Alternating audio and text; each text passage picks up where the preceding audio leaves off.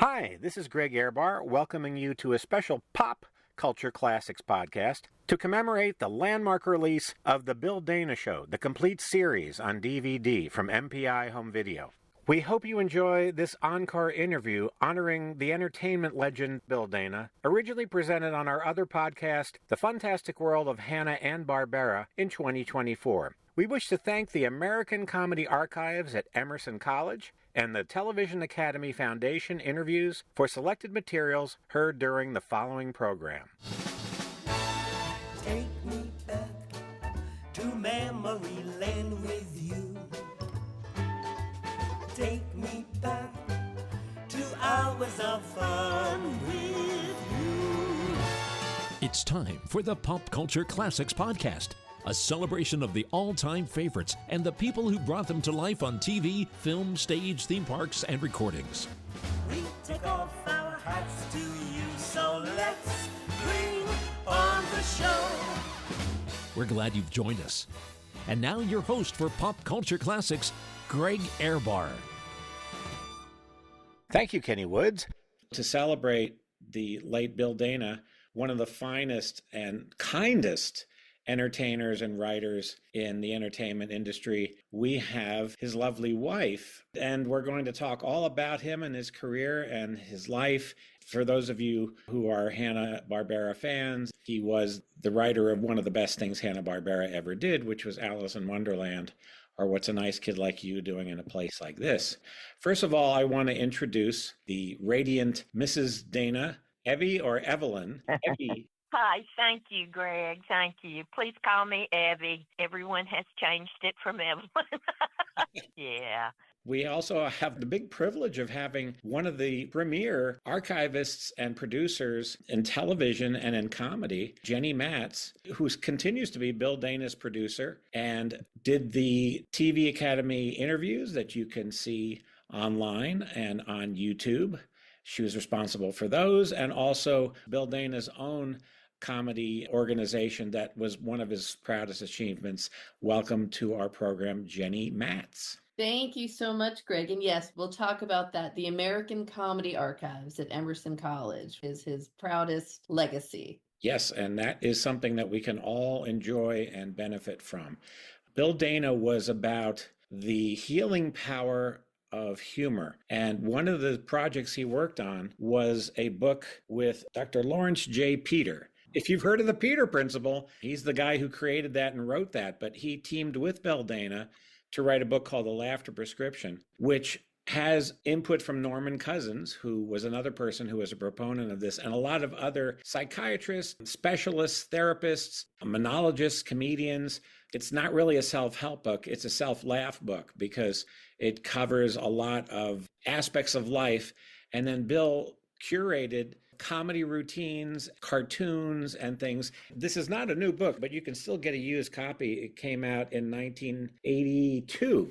It's still very relevant and very necessary, knowing that laughter really is, it's trite, but it's true. Laughter is the best medicine. And I think Evie, I watched one of his interviews, and he said that the wives of comedians are always told by people who don't understand what it's like to be a wife of a comedian, you must laugh all day long, right?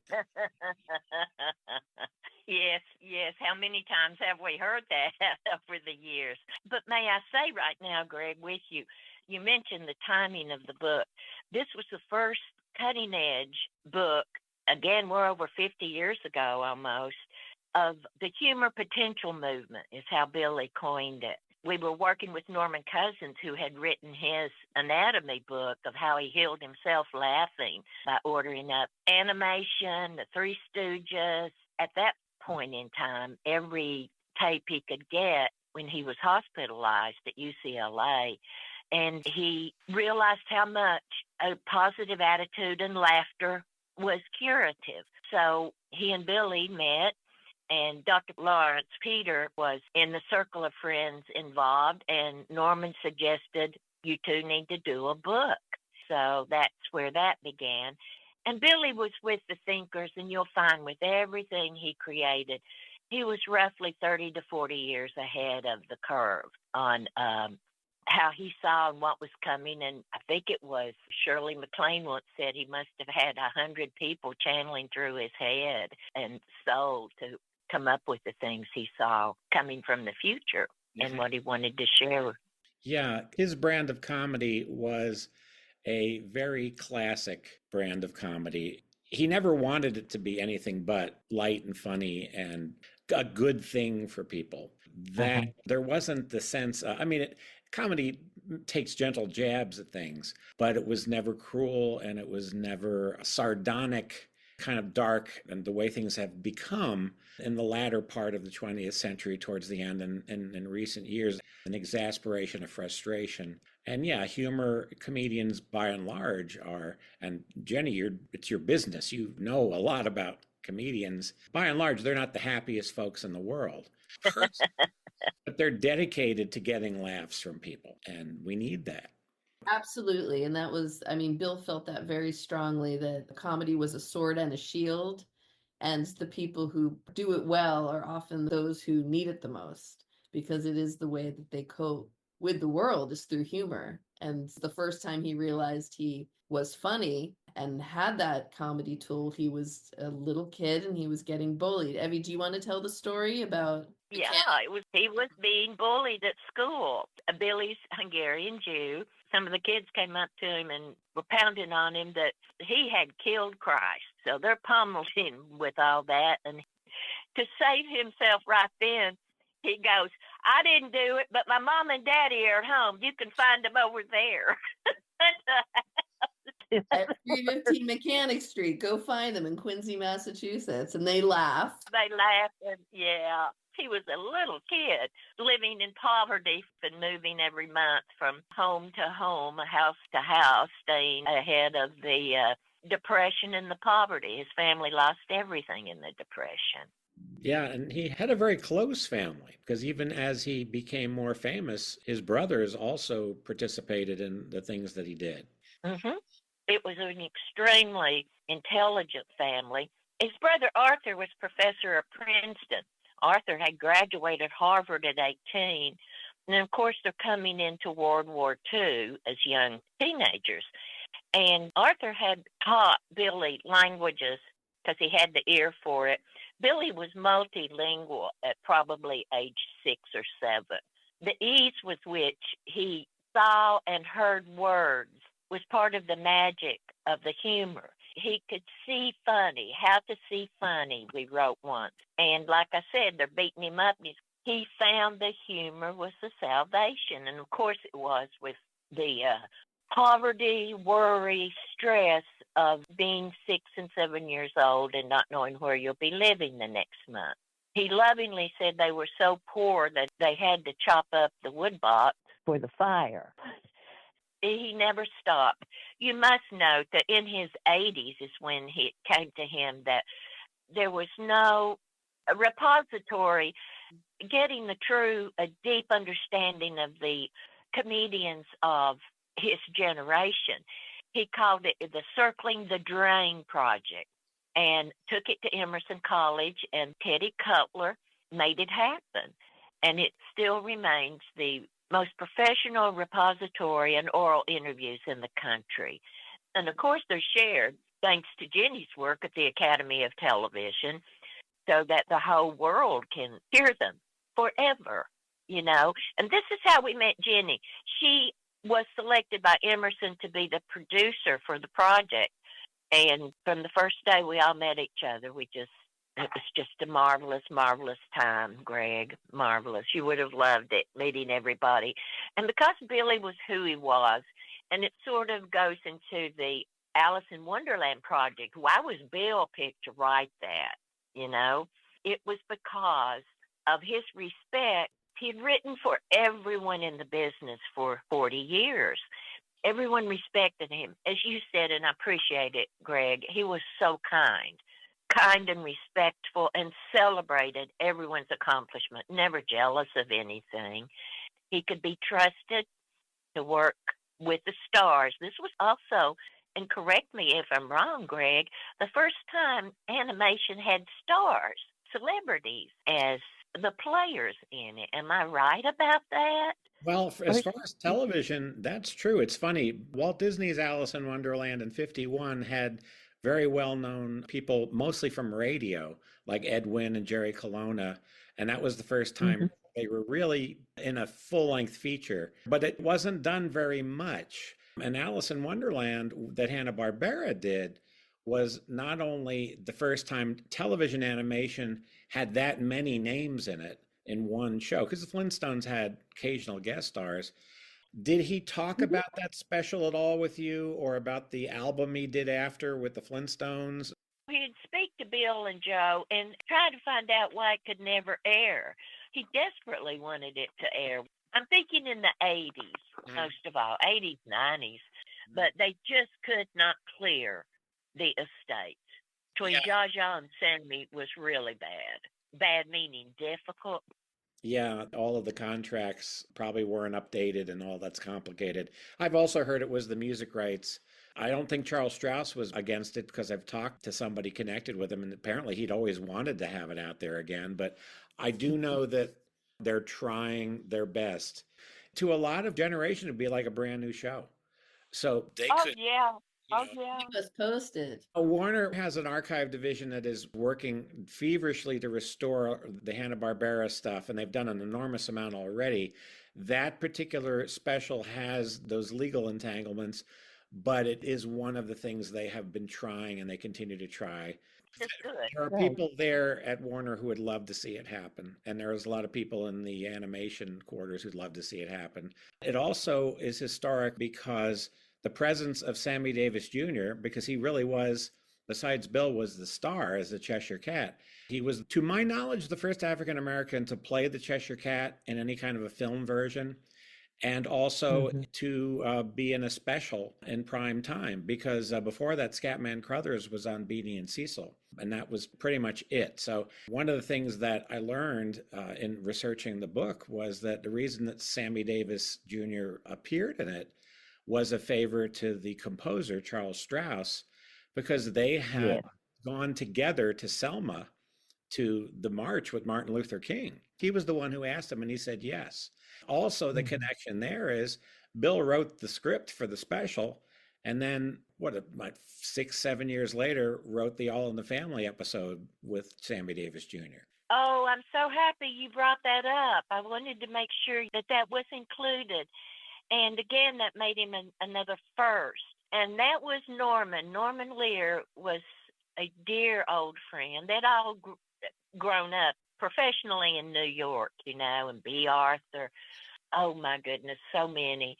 And Norman called Bill and said, we've never had a writer outside the show's writers, but this is the only time I'm going to put a celebrity in the show, and it's going to be Sammy, and would you write it? And Bill was just thrilled. So he brought in the idea, and they worked. So everything he touched like that, Greg, it might have just been one time, but it was done to the finest degree one could imagine happening, and always little surprises to things.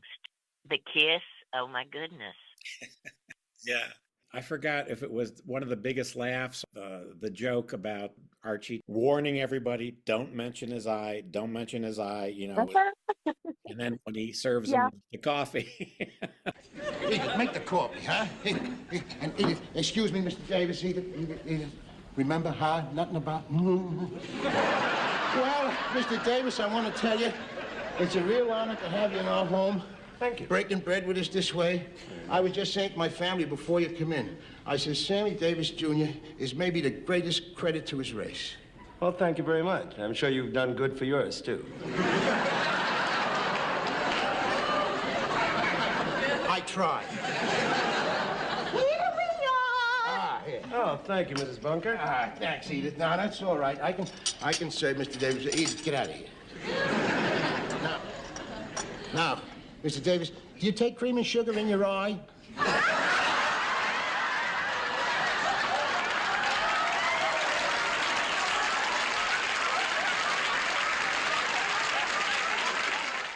Really love that. He was a rare, I'm not going to say rare. There are a lot of kind people in the entertainment industry. It doesn't always have that reputation because of the people who aren't quite so kind, but it is a highly competitive, tough industry. And he was so easygoing and willing to just help out, sometimes to his detriment, it seems, because he didn't think it mattered if you got credit all that much. He just thought, well, this is just the right thing to do. Yes. These are my friends and I'm helping out. And he wasn't sitting there writing it all. Let's do contracts and all. Nobody really even in television thought much about it in those days because no one knew how long things would run. But one of the most famous things that he is directly responsible for is not only helping Don Adams get onto a regular primetime series, he brought him onto the Bill Dana show as Byron Glick, the detective, which became Maxwell Smart. But he was the one who chose the William, oh gosh, what's his name now? Howard. But yeah, the Dick William Powell. Powell impression, he was the one who's, Don Adams had been doing it and he did it in a sketch and he said, that's the thing we need to work with, and started writing lines for that character. And the would you believe joke, the joke that has that tier of 1, 2, 3, you know, it starts with something huge, then it's medium, and then it's ridiculously small. Mr. Phillips and I are the only two people who know the combination of that safe. Now, I don't know about him, but they haven't yet invented the torture that could drag those numbers from my lips. You're right, Mr. Glick. I remember when I was in Burma during the war. I was captured by the enemy and gave only my name, rank, and serial number in spite of being subjected to the most fiendish torture ever devised by man. The water torture. A drop of water on the forehead every minute for 300 gallons. 300 gallons, Mr. Brown. Would you believe it? That's pretty hard to believe. Would you believe a quart? What if they came by once a day with a glass of water and an eyedropper? That was his. And Evie has it on the original, would you believe, on a cocktail napkin, right, Evie, hanging in your bathroom still, I think. That was, I'm glad you brought that up too, because he did write the character with Don Adams. He wrote the jokes. Byron Glick was Maxwell Smart, and they had the same manager. I don't know if you know that. He and Don Adams. Mace Neufeld was their manager, and when he got Maxwell Smart, the Bill Dana show was still on, but he left to go, as Bill, you said before, Bill was always helping others and wanted his friend to go on to bigger and better things. And his brother that you mentioned, Irving Zathmary, another brother, wrote the score to Get Smart. And so he went off to, I mean, they all went off to great success. And Bill sometimes did get lost in the shuffle with those big moments in television and comedy. Yeah. He was not an opportunist, Greg, and that's what I appreciate you understand. And no, he encouraged Don, oh, no, you can't say no, you got to do this. And then they brought on Gary Crosby because they wanted to help him, and he did build it in. But people wanted him to take claim to Maxwell Smart, which in this day and age, you would. It's called intellectual property now. It's an IP. It's a brand, it's a trademark. And so nowadays, this is the character that I market. They'd make dolls out of them and stuff. Well, they did. There were toys and all. And he didn't, at the very least, a creator credit. Buck Henry was another person. And he co-created Get Smart, then had a fantastic career in the 70s and 80s. Buck Henry's another person that Bill talked up and Bill hired him. Yeah. He gave a lot of really impressive writers, your listeners will know, their start, either on the Bill Dana show, the Steve Allen show, or other opportunities. He was a mentor and he encouraged. He was the one for Steve Allen who would go to the comedy clubs. And he found Buck, didn't he, Evie, at a comedy club? I mean, he's a lot of the early writers for The Tonight Show. That was part of Bill's job, was to scout talent. At the same time, Greg, Don Knotts had finished a Broadway run, but he ran into Billy on the streets at Rockefeller Center and said, Bill, I've got to go back to West Virginia. I cannot get a job. I've got my family, and I got to leave. And Bill went, wait a minute. You know that character you do of the shaky guy? Let me write you a sketch and come do the show. So Don took the character like that and made an entire career around it. So that clip that we've seen for so many years with Don Knotts being interviewed by Steve Allen, are you nervous, sir? Oh, no. Yeah. His touch was magic writing for people. Really magical. And there are lots of stories like that, too. So, but as Jenni said, he was in the clubs looking to find new talent. Jim Neighbors he discovered and put on the show. Just so many people he gave their first break to on TV. And everybody remained friends and respectful. He was never resentful of anybody's success. He was happy that other people had success, which is also sometimes rare. Oh, my. There are those stories, too, you know. But he loved Steve Allen, and when he was writing his show, at one point, he was writing, for a long time, was writing it completely by himself. Yes, he was. Made $300 a week. Oh. That was the pay. But then he wrote it for himself when he did Jose, which creating that character was his alter ego completely. The sweet naivete, Charlie Chaplin-esque, he always called him. That's where his thinking was on it. In November 1959, in one of these, it was called Pre-Christmas USA, What's Happening, Getting Ready for the Holidays. And just out of the air, I thought, well, wait a minute. If we had a school for Santa Clauses, and the instructor were Latino, and I had no beard or anything, just had a little Santa Claus outfit with a little hat. Pat Harrington is a straight man. This is Dave Hinckley at Santa Claus School in Los Angeles to teach them how Santa Claus is supposed to act and speak. What is your name, sir, and what course do you teach? My name, Jose Jimenez.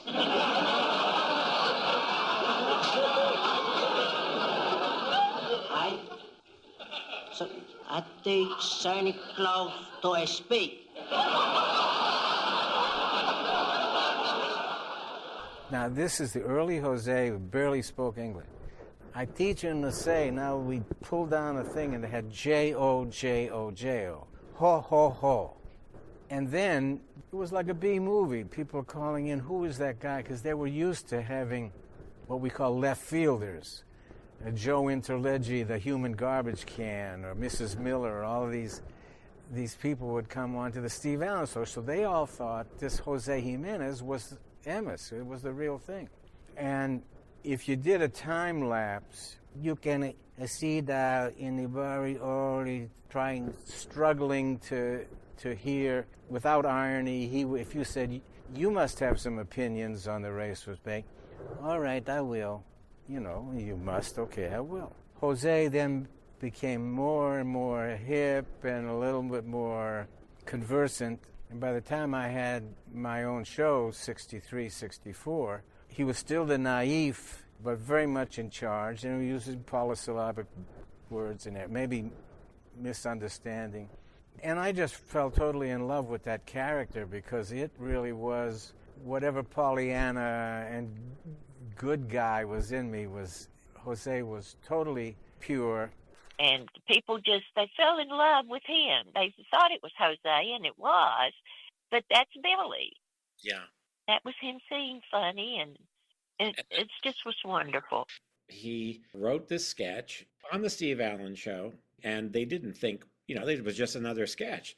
The audience just embraced this character because of how he did it. And he did it this was a real person. This was not a caricature. There might be some that feel that way, but he did not base it on stereotype. He based it on people he really knew. To him, and he was, like I told you, multilingual. And the best comedy is born out of your own personal experience. I mean, Ralph Kramden, Jackie Gleason famously said, there were 500 Ralph Kramdens in Brooklyn.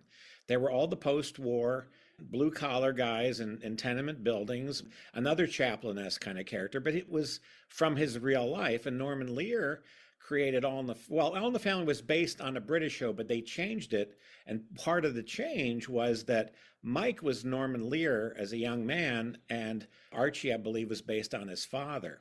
Yeah, And he talks about that in his interview, actually, that when Bill, Dana, and I interviewed Norman, Archie was his father. And same thing with the Dick Van Dyke Show. And in a way, I Love Lucy, especially the like 52, 53 episodes, that's the idyllic life that Lucy and Desi wish they could have and never quite could, but they had it briefly when that show was at its peak. And in a way, that preserved that feeling for everyone. And that's one of the reasons it's such a classic. So Jose was this person, he wasn't just, for gosh sakes, the worst thing to say about him is that he was not smart. Jose was very, very smart, but he was totally without any guile. And he pretty much said things the way they just came out. And that was what was so funny. And Bill was such a great improvisational actor as well as a writer, because on his albums, he does sketches. And some of them are clips from Steve Allen. Some of them are new sketches at different clubs. But sometimes they're Q&As. And some of the Q&As, I'm assuming, some of those are just real questions that he came up with funny answers to. And some of them were they found that it worked and they worked those in because he came up with such funny responses that you couldn't do that with a limited character. Jose had to be flesh and blood for that to work. He loved that challenge of immediately needing to respond to something and to meet the criteria for it being funny. He just naturally, that was he. Yeah. But like you said, Greg, throwback to the classic comedy, but the whole basis of the humor of the Jose character was malaprops. It was, he just took everything literally as if you learned English, as a second language. Oh, Jose, is that a crash helmet? Oh, I hope not. I mean, everything is totally literal. There was a purity to that unfortunately the world got in the way. And he really describes it well as comedy as a sword, because it's almost like in the wrong hands, it can hurt. And he was very torn because he was extremely, first of all, he was a war hero. Yes, that's, as Evie said, he came from, meager beginnings, but the GI Bill, because he fought in World War II, is what enabled him to go to Emerson College and get an education, was the GI Bill. He was a World War II baby, just like a lot of these other comedians who fought. Yeah, and he saw a lot of things that I'm sure he never touched in his humor, but they came out in other ways. He saw a lot of the devastation. He said that Eisenhower wanted as many soldiers. I mean, we're getting a little, we're getting into a little bit of politics here, but he said the soldiers, he felt like, so that people wouldn't forget and people wouldn't say it wasn't true. He wanted as many to witness and see what had gone on. And it was a horrible thing to see, because Robert Sherman of the Sherman Brothers also visited those things. And Dachau. Yeah. And the more people who could attest to it, that's really, really important to be able to say, to diffuse any kind of, oh, well, it's all, that had a huge effect. And with comedians, a lot of times the tragedies, that's the salve they put on it, and then that's what they pass on into the world. And when he was at Emerson, he mentions that he was at Emerson with Gene Wood, who a lot of people might know as, I think, the original announcer on the Family Feud, but he was his comedy partner for a long time. And then the other thing, and I don't know if either of you know this, but he mentioned another friend, Guy Aylward. Oh, yeah. Well, I grew up in South Florida in the 60s and 70s, Miami, Fort Lauderdale. Oh. And he was the house announcer for WCIX Channel 6. So he was. Yeah. Oh, my gosh. That's great. Well, I know Guy was from down there. And yes, it's so when they would get together, which wasn't very often, but they would talk about all of that. And the time they decided to buy him a rotten old car and drive from Boston to Miami, and the adventures they had were, they were wonderful. If I may just go back one more moment about bearing witness in the war. The thing to take note of is when they asked for volunteers, Billy's hand went up immediately. That was Bill. Why he wanted the challenge, why he thought he could do it, why he should do it, is what made him the soul that he was, and he carried it through. He never dealt with the post-traumatic stress part of World War II, as most of the men and women did not in that time, because we hadn't created that word yet. They simply brought all of it back with them home when they returned to the United States. Only later in life did Billy begin to speak to some of that. Mm-hmm. But the essence of Billy was to raise his hand and said, I will bear witness. This is the kind of person having the childhood experiences with his ethnicity and then seeing what he saw. This is the last person that would have created a character that would have made people unhappy because it was a stereotype. This is a character that he didn't see it as that, but other people started to. And then we hit the late 60s and suddenly everything's being questioned. And there's aspersions cast on it that it's hard to explain, except that some people were upset and many people were not. But he was highly involved with causes and highly involved with Hispanic organizations, was very supportive of all of those things. And he talks about working with Ricardo Montalban, who at the time was getting under fire for being the Latin lover stereotype, and Vicky Carr and Anthony Quinn and a lot of major figures. There was a time when everything was being overturned and the counterculture, and the country was very split. Sound familiar? Yes, upheaval certainly comes to mind. But, you know, the point I think Billy always wanted everyone to understand, and he and then we were very involved with the Latino community. One of his adventures was with Ray Andrade, who is a contemporary of mine, and he was a producer, went on to produce Chico and the Man as a young Latino out of East LA, the most militant group in LA. And they were picking on the Jose character. And Bill went down there one day and walked right up to him. He was sitting at a desk, again, the Ho Chavero military image, and walked right up to him and put his nose onto his and said, I think you've been looking for me. And from that day forward, they were friends. And the thing that Ray shared with us, as you discussed very clearly, the upheavals of the 60s.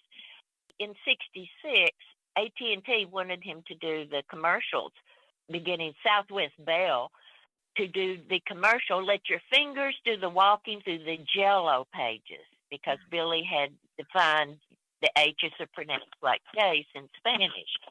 And Ray said, Bill, it's a public utilities. We've got to challenge it. And so that was respected by Bill. And just like he respected hiring other players, helping other creative people. Inclusiveness. It was that. But thank you very much.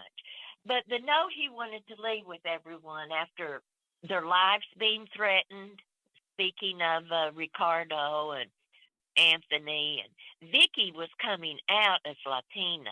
Nobody even knew she was Latina. Final thoughts on it was, he just did not believe that the most famous Latino in America was a little Jewish kid out of Boston, right? And therein is why it wasn't that he killed Jose. That was a story from a huge gathering in San Francisco where they almost had a riot.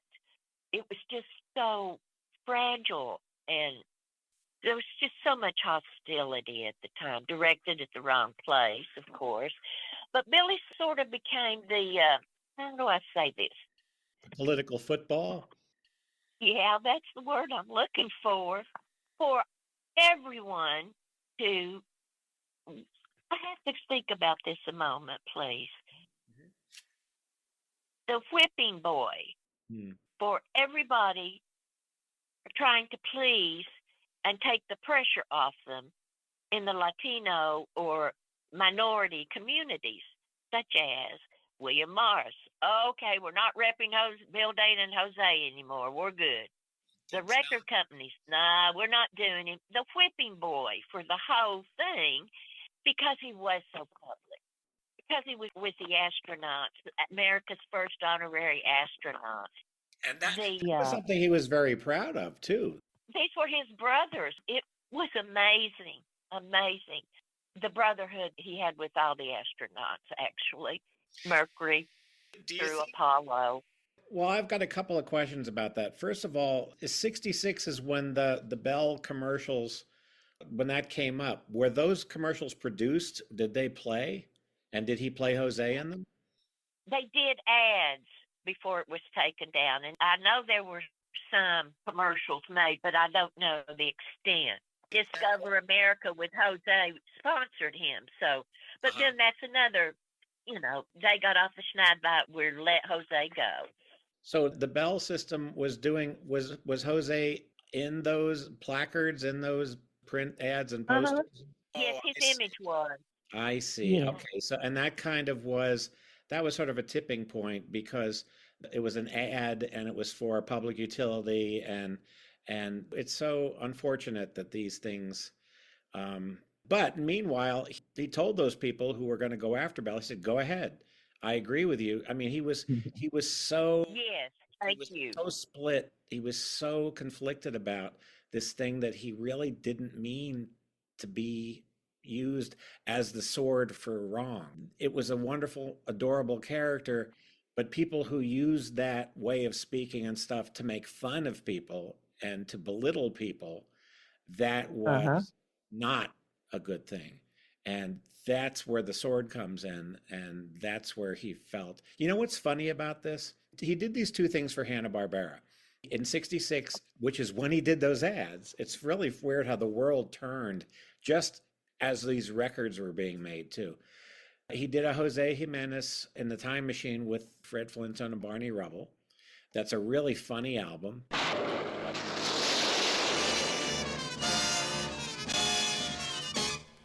Well, Jose, where are we now? We must be in Rome. Look at that sign. It says, you must be in Rome. There's another sign. It says, Julius Caesar's Pizza Palace. And here comes a man and his girlfriend. Ask him where we're at. Are you kidding? That's Antony and Cleopatra. Oh, boy, maybe I can get their autographs. You, Antony and Cleopatra. You who'd? Yes, sir. And who are you? My name, Jose Jimenez. I am one of your fans. Would I please have your autograph? Why not? Here, I'll sign your autograph book. Oh, thank you. Could I have your autograph too, Miss Cleopatra? Why not, doll? Thank you very much. Oh, you signed my book, Antony and Cleopatra. Well, what did you expect us to sign? You mean you are the real Antony and Cleopatra? We're not Batman and Robin, sweetie. I say, what's wrong? You act disappointed. I am. I thought you were Richard Burton and Elizabeth Taylor. Very, very funny. I get the feeling that he wrote quite a bit of it, even though he's not credited, because that seems to be his way. But in Alice in Wonderland, he played the character of the White Knight, which is actually a looking glass character, probably the kindest character in all the Alice stories. And when I learned all about the details of this whole Jose controversy, I thought about what the White Knight says in the special. You see, now when a bad guy is chasing after me, I press this button. And when they get close enough, I hit them with a powder puff like this. But White Knight, a powder puff won't stop anybody. I know, but it won't leave any marks. Well, anyway, if I'm really in trouble, I use my secret weapon. Secret weapon? Yeah, you see, if a whole bunch of enemy people have got me cornered, just when they think they've got me, I use my secret weapon. You push a button, and a flag pops out and says, I give up. You mean you surrender? How did my secret get out? Oh, now that's very silly. You know none of that is going to be of any use. You're right. But you see, I want to kill the dragons and destroy the naughty enemy peoples, but I don't want to hurt anybody. Oh, this problem is making me very, very nervous and sad. Aw, a big brave knight like you shouldn't be sad, especially on a lovely day like this. Look at the sunshine. I don't want to look at it. I want to kill the dragons and destroy the enemy people, but I don't want to hurt anybody. And he says, this problem's making me very nervous and sad. And it's like, that could be, Oh, wow. isn't that incredible? I didn't even think about that. You That's know, Yeah. when he wrote that, he knew.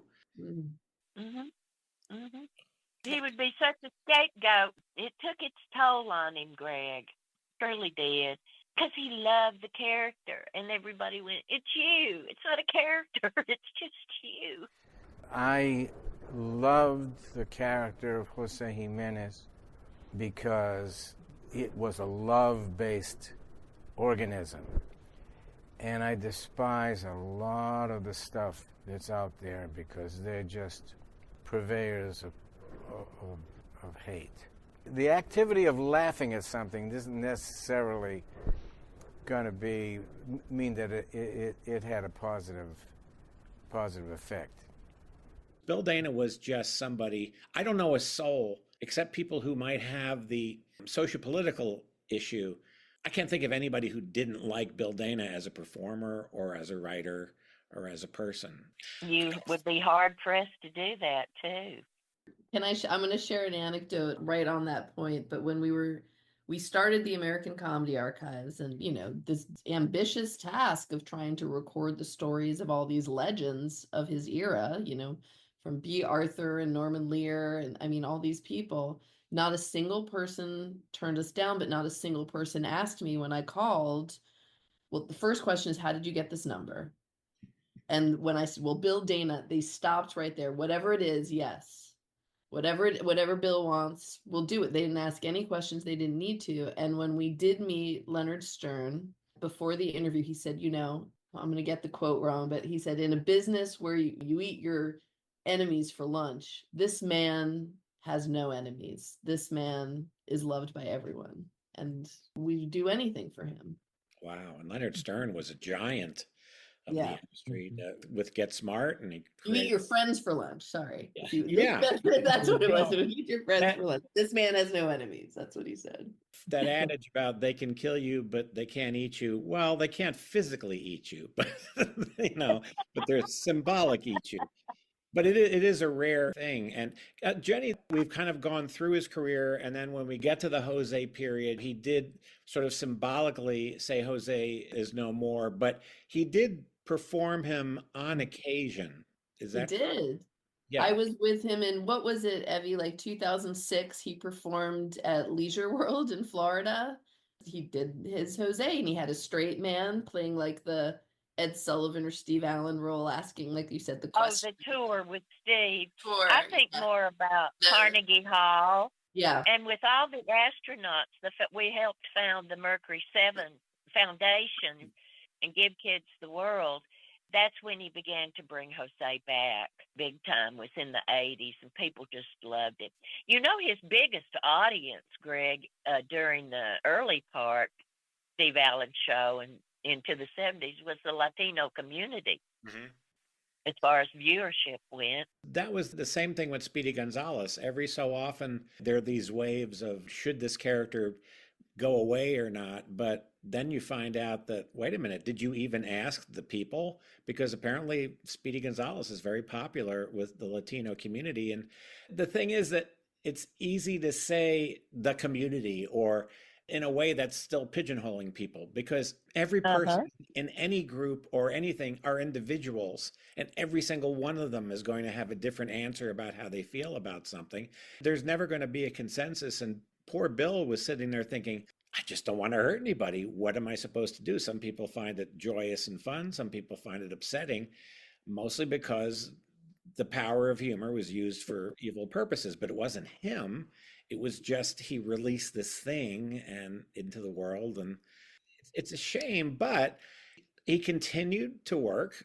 Like I said, he was on the Golden Girls occasionally and on elsewhere. Yeah, and writing, doing a lot of writing on the CD that Rhino put out, the best of. Mm-hmm. There's this song with children singing about being happy. Make nice. Make nice. Make nice. Yeah. Which sounds like my mom, you know, make nice. And that it's coming back, Greg. It's coming back. Was that one of his campaigns? Was that a cause, or did he put it out like a record hoping people would listen to it? And Oh, this is a wonderful story. You know that he performed at the Kennedy inaugural yes. with Milton straightening for him, right? And of course, Billy went on to produce Milton's show a while after that. Yeah. And that's another fun story. But he said something like, Milton Berle, are you kidding? I've heard terrible stories. He says, oh no, he's better now. He's like, he's not so bad. That's when Nicky Vanoff called him to produce the show. He said, Bill, I've got this great thing. You're going to produce a special for us for summer, and you're going to have a ball. And Bill goes, what is it? And he says, the Milton Berle special. And Bill goes, I thought you said I was going to be happy. And Milton was on the phone with the guys, okay? He goes, hey, Bill, it's Milt. And Bill's like, oh, no. But he did do it, and he did survive it. And he also guarded the character.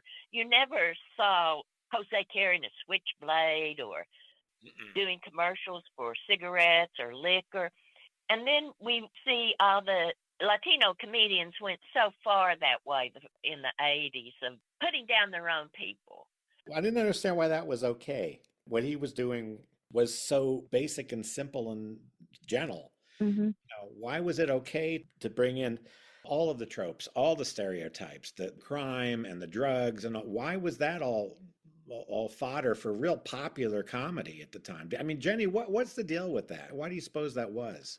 Yeah, he was just roiled by all of it. I mean, he was torn, like you said, and I think a little confused at how this, what he called a Pollyanna character, was taken to be a hurtful thing to people, and didn't wanted to put it to bed. But yeah, he definitely saw the hypocrisy in a lot of things. I mean, people we even interviewed later who were just, much more direct with the ethnic humor, and, became popular again to do that. I mean, I don't know what lasts and what is an evergreen form of comedy. I mean, is there? He wasn't a real big fan of topical humor that was just working. He really liked things that had a lasting, was funny is funny is funny. It's not taking a bite out of this group or that group. He was confused by a lot of younger comedians. I'll say that. I'd ask him, oh, did you see this stand-up or that? I just don't think it's funny. What's funny about... May I say something to that? Yeah. Politics, control, power. The country was changing at that time. What was allowed on TV, we only had 3 networks, right, was what worked for the interest of the political climate. Had nothing to do with talent, nothing to do with creativity and morals. It was, he's making them laugh, put him on. And we could name the names, but that's not necessary. But that's what was allowed. You got to think about it. I don't know. It controlled all the hostility and put people's heads to another place. And that was the 70s moving into the 80s. You can't remove the politics. Billy's performing at Kennedy's inaugural. There was no problem there. Peter Lawford told Billy that one of John Kennedy's favorite jokes was a question man. I'm going to give this to you, Greg. Was one of the question men jokes Billy had written. And the answer was chicken teriyaki. And the question was, give the name of the oldest living kamikaze pilot. It's funny, and you don't know if you're supposed to laugh, but... Yeah. Now you can't, because we can't laugh with one another. And the polarization of it all, gosh, I see that having matured to the way it is today. A lot of what we want to see succeed for all of us together as community has really hit you said it earlier, Greg, a tipping point. And it's amazing to have seen the evolution of it all. Just amazing to have lived through it. I would like to be optimistic in the fact that, having lived through the 60s and 70s and the 80s, that one tension is replaced by another tension. And I remember in the late 60s and 70s, all of this was polarizing. The country was the counterculture and the establishment. There was a lot of division. I mean, that's what All in the Family was about. A lot of things were about. everything was being questioned. Everything was being, this isn't what was right, isn't right, and what we believe is, because there were so many iconic things that had, in some ways, let us down as people sometimes. So there was no stopping the questioning of the heroes and of everything. And I think that's happening again now. And we have social media, so it can happen even more, and everybody has a voice on it. But I think optimistic that, as it did in the 70s, we moved on to something else. And you put things in their proper perspective. And the most important thing is see things in the context that they were meant to be seen. That's why what you guys are doing, and as somebody who archives the kind of stuff I archive and write about, you want the stories and the facts and the viewpoints to be captured so that the wrong things don't fly around in the ether. That's sort of the mission, is let's find as many ways to have evidence of this is really not something that somebody heard, or they heard from a friend, or we all know. I hate that phrase, we all know, because it's followed by something terrible. But what you guys are doing is super, super important. You've got something on record. And Jenni, can you kind of explain what you did at the Academy and how that led to what you're doing for Emerson? Actually, Emerson was first. Oh. The project with Bill was actually first. So it was this was his idea. You want to get the comedians in their own words, not how are they interpreted, how they, are seen now, then, or later, but just in a frank environment, unedited, right? They were 3-4 hours long, he would sit, and the method was Bill, just by being there, would enable this level of candor, because these were his peers and there was a level of trust there. They didn't know me from Adam, but I would sit right next to him and he would sort of start the interview, and then I would jump in with the follow-up questions, which they were willing to give just by his presence. So the idea was, we can't teach you how to be funny, but if you understand where this is coming from, the genesis, the backstory, like we've been talking about today, what you've been through in your life that led to this perspective, this weird, skewered perspective of how you see the world and interpret it, which is where this humor is coming from. And what are you trying to do with it? You get this whole other level of appreciation, right, from where they're coming from. And they don't have to explain the jokes, but you understand the sentiment and the philosophy. A lot of the talks were very philosophical. I mean, they were very deep. They were very across the board, some of the most intelligent people I've ever had the privilege of interviewing, some of the most emotional, and some of the most, like we have a Yiddish word, sorus. They were just consumed by problems. Yeah. And this was how, I don't know any other way but to make fun of it. Because you can't, they would talk about gallows humor. And this is how the Jews for years, most of them were Jewish, the comedians we interviewed. So that project, the Television Academy had been doing them longer, since 1996. I came after the Emerson project ended in 2006. I then went to the Television Academy to continue what I'd been doing, but what they had already been doing for many years, which is these long format, first person oral histories, unedited. So you can hear someone, if you want to sit for 4 hours and listen to, I invite anyone. I mean, George Carlin for 4 hours, one of the most amazing 4 hours I've ever spent in my life. Just, they're not sound bites. They're not trying to evoke a response this way. You're not leading with questions. It's it's a different kind of form of interview, much like what we're doing today. You're listening, you're asking things about certain perspectives, but it's not from a journalist perspective. It's just talk, just tell your story in your words, the way you want to tell it and the way you want to be remembered. That's what we tried to do. And we did, I think, 63 interviews, Bill Dana and I, for the Comedy Archives, and they're still doing them today. There's one that's about 2.5 hours with Bill, and there's another that's about 1.5 hours. And then there's another one that he did with Jeff Abraham. Jeff Abraham for the Academy. It is a fascinating thing just to hear him explain a lot of that whole era, and hearing any of these people recount their stories in their words, because there are always books coming out by so-and-so who worked with them or so-and-so who knew them. And the most important way to deal with that is two things. One is have a lot of these kind of accounts of things. And the other thing is don't just use one book as your guide. Even some of the approved books don't always paint a flawless picture. But there's also some really terrible books. Don't even waste your time with. And so it's important for this sort of thing to be happening. I used the Joe Barbera interview from the TV Academy, and it was loaded with stuff that isn't anywhere else that he talked about, because he talked in sound bites. A lot of these famous people have canned stories they can tell over and over again. But when you sit them down and relax them and they get a little bit loose, then they start talking about things they hadn't thought about in a while. And that's what these things do. And they're so tremendous. Now, so you said Bill had this idea. Emerson was his alma mater. Emerson was his alma mater, and there was Teddy Cutler was on the board of Emerson, and he loved Bill, was a huge fan, was a friend, and bankrolled it really to get it started. It was just me and Bill, and we used Emerson students as crew, and that was it. I mean, it hadn't gestated to an actual manifestation of the idea until we did the first one, which was Dick Cavett, which was horrifying to do. The first interview you're going to do with Dick Cavett.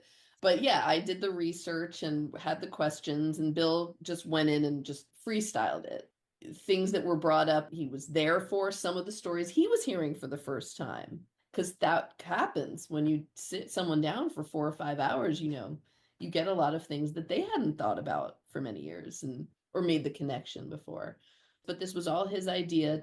He said, this is such an important art form that's not being given its due. There's no study of comedy. And now, of course, after he passed, Emerson founded the first comedy chair in the country, that you could actually get a degree, right, in the comedic arts. Wow.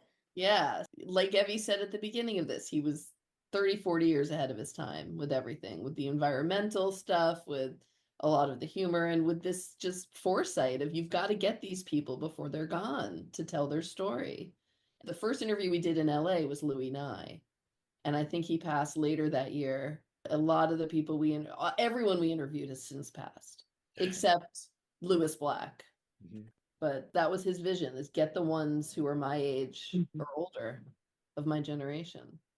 And Bill coined it the Circling the Drain Project. I think I said that earlier. I hope you get what he meant. But he had to lighten it up no matter what. It's important, but we'll just call it Circling the Drain. Yeah. Yeah. The candor and trust, Jenny, that was stunning. And Billy just was overwhelmed with love. He had no idea people would do this, turn out for him like they did. Remember the day we called Larry Gelbart because we had some extra time at the end of the day in Beverly Hills? Oh, and he just came out, yeah. Oh, he said, oh, yeah, I'm up here by the pool. Come on, let's do it. Yeah, we did. We went to his house. That was amazing. Yeah. 45 minutes later, Larry Gelbart's sitting there telling, the richest stories. Yeah, Carl Reiner. The list is amazing. So, yeah, hopefully people will, if they're interested, will turn. They're mostly online. Like Steve Allen and Carl Reiner, there are a handful, and Bill Dana should be in that group. There are a handful of comedic performers who are also historians and connoisseurs of historical comedy. Steve Allen wrote extensively on that, the various forms of comedy and what it meant, and analyzed it. There aren't that many who, go all the way back and what made it great, all the way back to the silence and to vaudeville, and understanding what they did and why they did it and how it relates to what is being done now. And Bill was like that when it came to knowing what comedy was, knowing what the great routines were, things like that. So it's only fitting he'd have this established. Mm. And Greg, every interview ended with one final question. And Jenny, you tell Greg. Was it worth it? Was it worth it? I mean, the responses to that alone could be a movie. I mean, I think every single person we talked to, there's nothing else they could have done. There's no other profession they could have entered. It was that or die. That or just give up. This was the pattern of needing the validation, needing the applause, but having the fear of hurting someone or saying the wrong thing or not getting a laugh. that duality existed, I think, across the board. Yeah, Except Tom Poston. Remember, he's like, I never had a problem. He was the only one. I That was never had Tom. depression. I was never depressed. I don't know what you're talking about. he always played characters that were depressed. Maybe that was. And I don't want to get into the weeds again too much, but as the spouse of a comedian, and I know from his interview that after the Jose retirement in the 70s and all, and after All in the Family, things got a little bit lean and he got very depressed. And, and I'm sure that carried off for quite a few years. How do you buoy the spirits of your partner when they're going through something like that? If it's all love-based, it's quite easy. You extend yourself, you understand it, you communicate. Love is a function of communication. Throw us back to the 60s, Greg. Billy and I were old souls together, is how I would speak for us. And it's the joy of our lives, Greg, that we had 40 years together. You woke up every morning and you went, whoa, it's a different person and it's different. What's going to happen today? And in the midst of all that was the horror of financial. It took a big toll of health, of concern, all of every aspect of depression. You just simply had to find the humor in it, find the joy, make it a friend, and keep moving forward. The one person, the most valuable person in my life, in the entire history, is my wife, Evelyn Dana. That's a big thing. But if you love someone, you find the way. And if you can't, you still will find the way. Just, you have to stay together and positive and optimistic. Even when you don't feel it, really, you got to make depression a friend, but it has long tentacles for sure. Still such a part of our mental health community today, and all of us. I mean, it's just a human thing, but it's about love, intelligence, trust. There's therapy and there's medications, but when you have it, it's there. And you have to, like you said, know it's there, but know how you can deal with it and face up to it. And there are therapeutic things that can help take it, lower it. And humor, once again, is a way of doing it. And, it's funny, you talked about how he didn't like to do topical things as much. And I've listened to the albums because there's a stack. In fact, there's a photo of him, and I think that's on the Facebook page, with a whole wall full of Bill Dana albums, including Alice in Wonderland. Almost all the humor in it. I mean, there's references to like the Hollywood album, which is a really funny album. There's references to current films, but for the most part, it could be any films. When he had the No News Network. I mean, he was yeah, and the Child Star. That's just so funny. But it's basic. Then the All in the Family episode he wrote, on the one hand, it was Sammy Davis Jr. It hit every mark when it comes to what that show was saying and what it was about and what the issues were, but it wasn't an issue episode. That's the thing about All in the Family that isn't really, unless you watch it, isn't totally understood. Whenever they do a retrospective of All in the Family or Maude, they always show the pivotal episodes, the very special episodes. But what they don't show is the Cling Peaches episode, where Edith has in the station wagon full of nuns, and the lima beans. Gloria eats a lima bean, thinks she's going to have a rash. All in the Family was mostly a comedy show.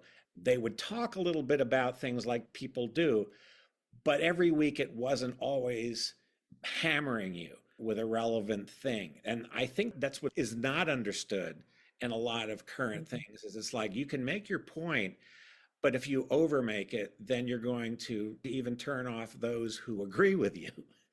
And that was the beauty of classic comedy. One of Billy's favorite things, and he really loved it, was he did the dating game. Remember that? Number 3, tell me your favorite thing to do when you were little. I love to go to the candy store and, reach out and touch all the different kinds of candy because it made the man who owned the candy store the maddest. Yeah. And I always wanted to upset him as much as I could because every time I brought a pop bottle in, and wanted to collect 3 cents on it, he looked at me like I was taking his last penny, So I used to finger all of his candy for him. Number 1, what would you do when you were little, your favorite thing? When I was little, the favorite thing I used to do was to watch my daddy kick this guy out of the candy store. Which one is it going to be? I'm afraid I'm going to have to choose number 1. Bachelor number 1. Any particular reason why you selected him? It was so funny, I guess. All right, well, you did not select Bachelor number 2. He's with the sales department at CBS, Dean LaGraw. Dean, come on and say hello to Patty Foster. Dean, you did beautifully. Thank you so very much. You were just outdone there, I think, by humor. A little competition. You did not select Bachelor number 3 either, Patty, and this gentleman is a local disc jockey. I'm sure you know him. For 2 years, he was the host of Shebang, a new movie called 2,000 Years Ago, when he plays a DJ, Casey Kasem. Casey, come on and say hello to Patty Foster. Casey, come on over here and accept condolences. Well, we had some tough competition. Yeah, well, listen, you 3 played beautifully. A very funny man. You have a date with Mr. Bill Dana. Bill, come on and say hello to Patty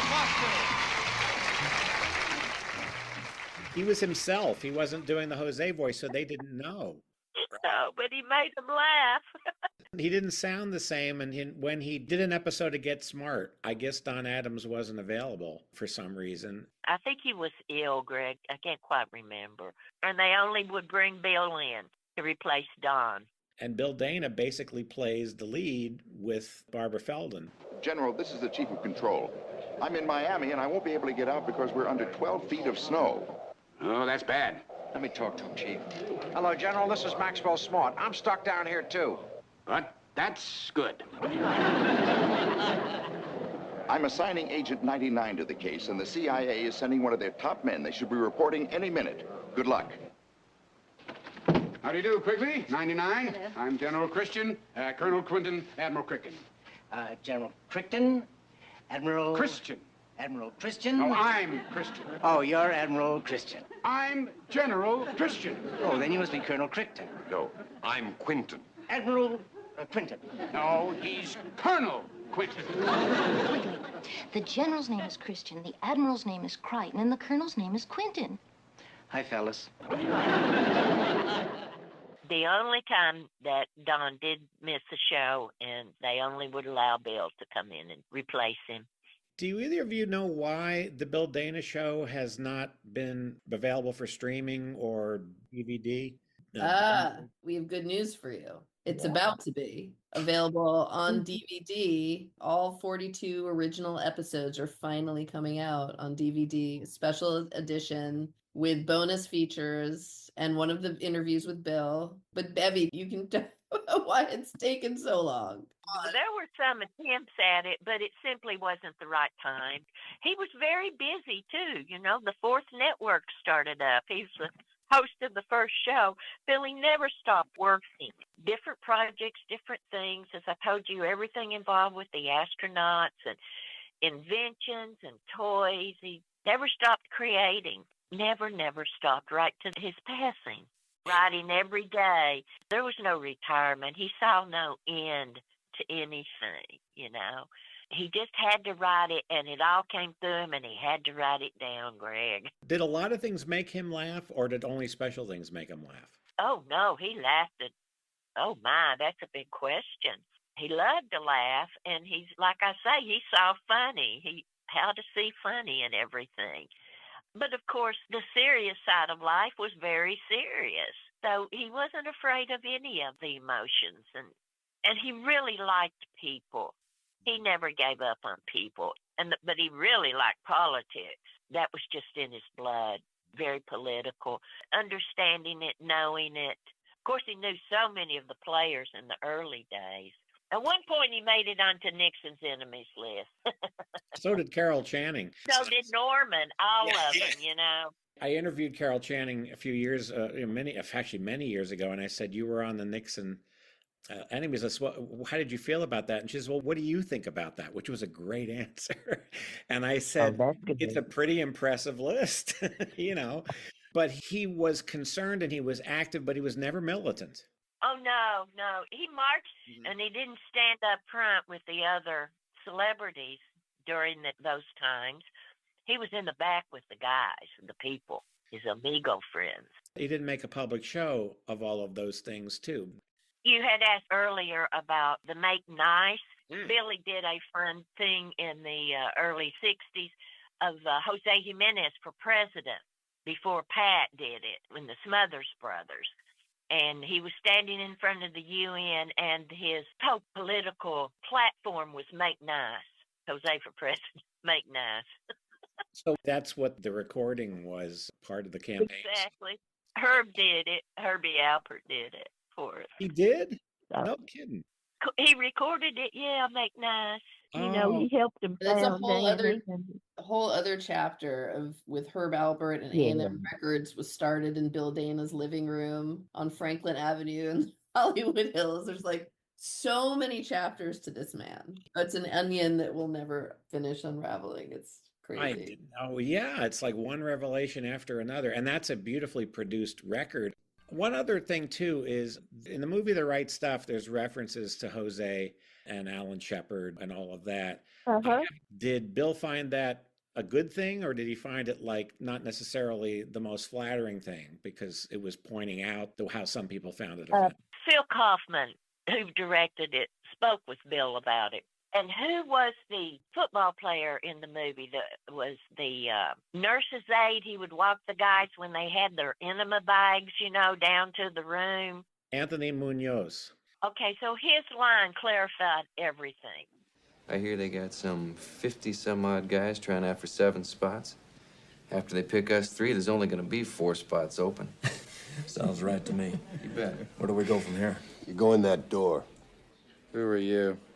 My name, Jose Jimenez. You talking to us, buddy? All Air Force pilots go in that door. When they all go in, they all look the same. But when they all come out, they all look scared. Buenos dias, Gonzalez. Yeah, buenos dias yourself. Oh, there you are. Would you come this way? You know, Mr. Shepard, me and my friends think your Jose Jimenez imitation is A-OK. But what you're doing with it is B-A-D. Oh, you're right. You're absolutely right. Tell me something, Mr. Gonzalez. You ever have any explosions doing this? All the time. It's a mess. Tell me something else, Mr. Gonzalez. How am I doing? I think you're gonna make it, man. I think you're gonna be an astronaut.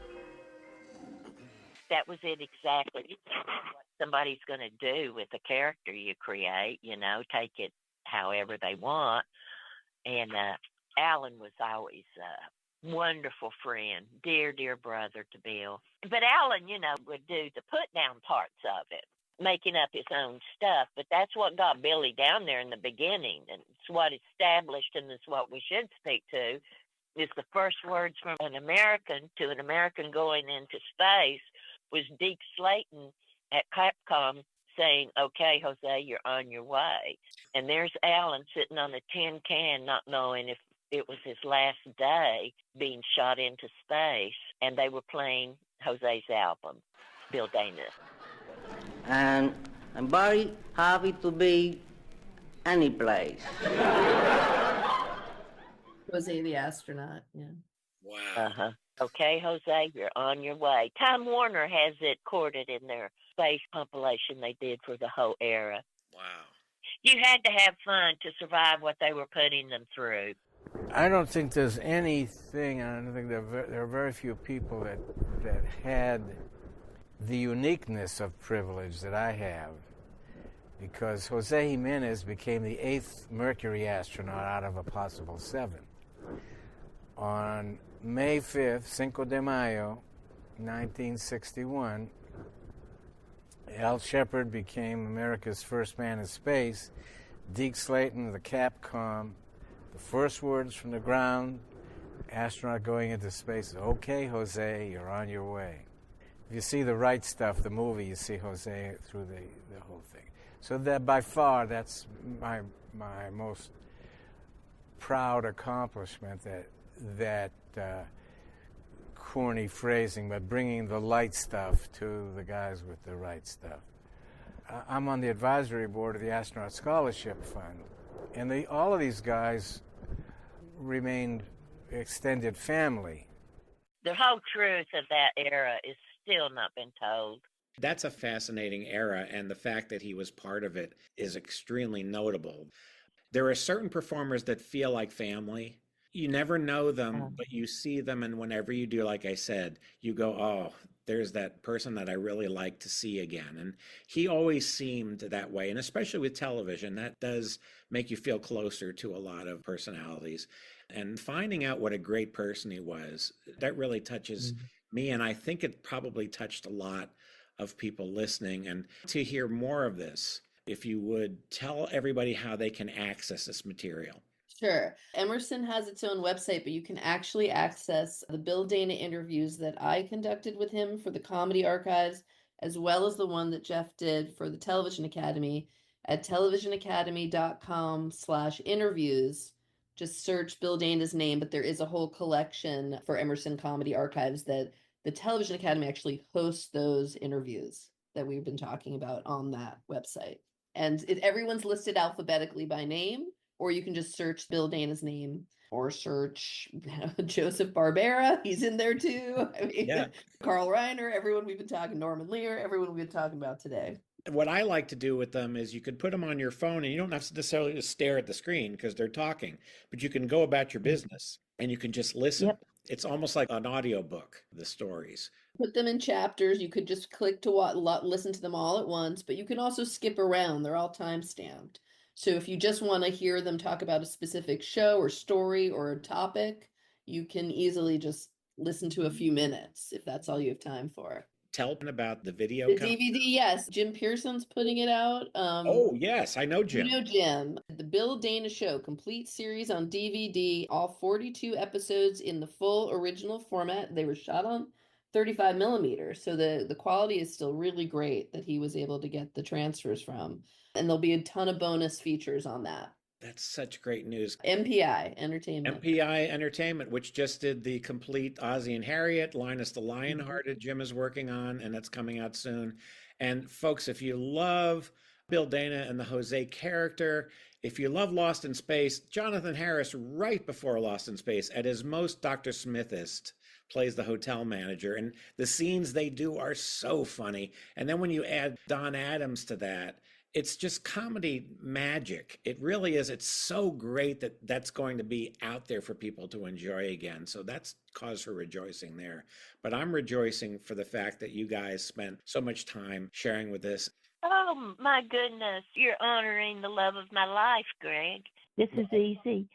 Thank you so much, EVY Dana and Jenni Matz, for regaling us with the glories that are Bill Dana.